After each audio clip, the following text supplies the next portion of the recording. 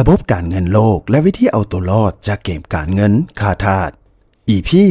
23พลังของดอกเบี้ยทบต้นจะช่วยให้ทานรวยขึ้นทานสามารถรวยขึ้น10เท่าด้วยพลังของดอกเบี้ยทบต้นภายในระยะเวลา10ปีฟังแล้วท่านอาจจะบ่เชื่อแม่นบ่ว่าเพียงแต่อัตราดอกเบี้ยจะช่วยให้ทานรวยขึ้นได้แนวใดฮอด10เท่าเพราะอัตราการพิมพ์เงินเพิ่มเข้าในระบบในแต่ละปีค่าเฉลี่ยก็อยู่ที่ประมาณ 7% เท่านั้นด้วยอัตราการพิมพ์เงินเข้าในระบบทุกๆปีค่าเฉลี่ยอยู่ที่ประมาณ 7% นี่แหละจะช่วยให้เฮารวยขึ้นเพราะแน่นอนว่าการลงทุนในธุรกิจหรือทรัพย์สินต่างๆพวกเขาจะต้องตั้งคาดการกำไรไว้หลายกว่า 7% อย่างแน่นอนฉะนั้นหากเขาลงทุนในทรัพย์สินที่ถูกต้องลงทุนถูกวิธีและมีวินัยถึงโลกนี้จะมีเงินเฟ้อขึ้นทุกๆปีก็ตามจะมีการพิมพ์เงินเข้าในระบบทุกๆปีก็ตามพวกเขาก็ยังสามารถรวยขึ้นได้คือกันตัวอย่างหากท่านเก็บเงินได้ปีละ1ล้านกีบต่อเดือนภายในระยะเวลา30ปีท่านก็จะมีเงินเก็บจำนวน360ล้านกีบแต่ถ้าท่านเก็บปีละ1ล้านกีบต่อเดือนภายในระยะเวลา30ปีคือกันและมีดอกเบี้ยเข้ามาเพิ่มเติม 7% ต่อปีหมายความว่าในแต่ละปีท่านจะมีเงินเก็บเพิ่มขึ้น 7% ซึ่งท่านได้เอาเงินเก็บปกติแต่ละปีของท่านบวกใส่กับเงินเก็บสะสม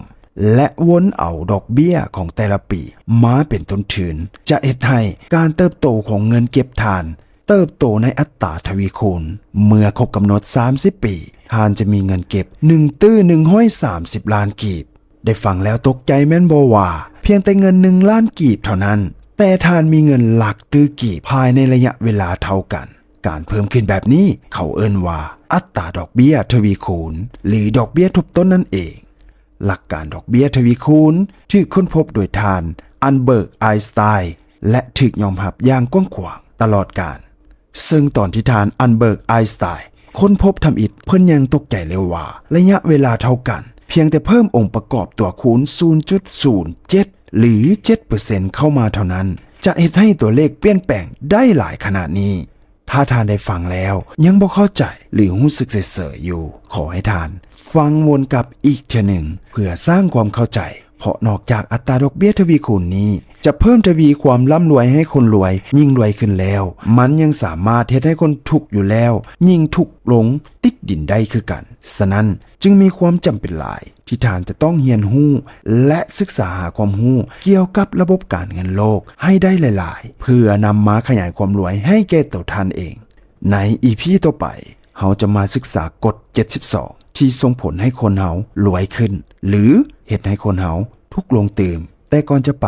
ฝากท่านกดไลค์กดแชร์กดหัวใจเพื่อเป็นกำลังใจให้ทางช่องดร. Financial Trader หรือท่านสนใจเรื่องใดเติมสามารถคอมเมนต์ไว้ใต้กล้องวิดีโอนี้ได้เลยแล้วทางแอดมินจะเข้ามาตอบให้ท่าน